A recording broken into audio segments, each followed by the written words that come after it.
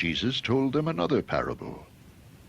The kingdom of heaven is like a man who sowed good seed in his field. But while everyone was sleeping, his enemy came and sowed weeds among the wheat and went away. When the wheat sprouted and formed heads, then the weeds also appeared. The owner's servants came to him and said,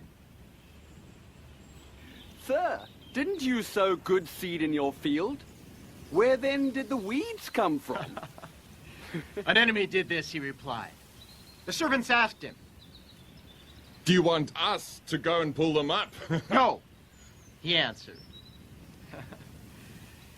Because while you are pulling the weeds, you may root up the wheat with them. Let both grow together until the harvest. At that time I will tell the harvesters, first collect the weeds and tie them in bundles to be burned. Then gather the wheat and bring it into my barn.